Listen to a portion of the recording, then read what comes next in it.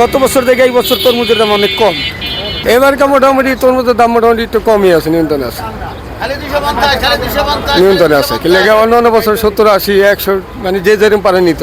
এবছর 50, 60 এরকমই পড়বো মানে। তরমুজ তো 4-5 কেজি ওজন হইবে অবশ্যই, 50-60 কেজিও পড়বে পারিছে। বর্তমানে মানে আগের মতো জুলুম বা একটা প্রোডাক্ট কিনতে গেলে যে মনে করেন বেশি দাম দিবে এরকম সিন্ডিকেটটা পাওয়া যাচ্ছে না এবারকার।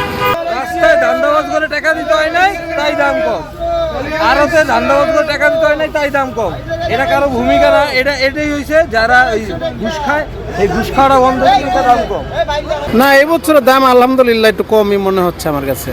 অন্যান্য বার এই তরমুজ 300 টাকার উপরে থাকে, এই বছর যেহেতু 250 টাকা আরো কমবে ইনশাল্লাহ।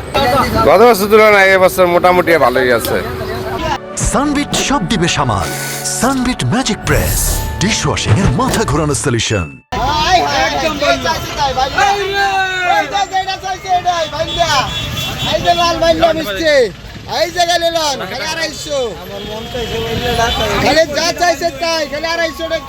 তুলনামূলক এই বছরে তরমুজের দাম একটু নিয়ন্ত্রণে আছে, মানে নতুন অবস্থা, তরমুজও ভালো আসছে।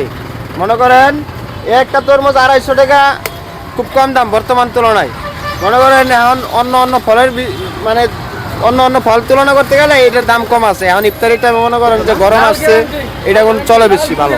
তরমুজ গত বছর 300 মতো, 350 পর্যন্ত বেচা হয়েছে, তারপরে মানে এত ভালো করে নাই। কিন্তু এই বছর এক হিসাবে মনে করেন যে নতুন অবস্থা, আজকাল 2 দিন, তারপরে তরমুজ ভালো পড়তেছে।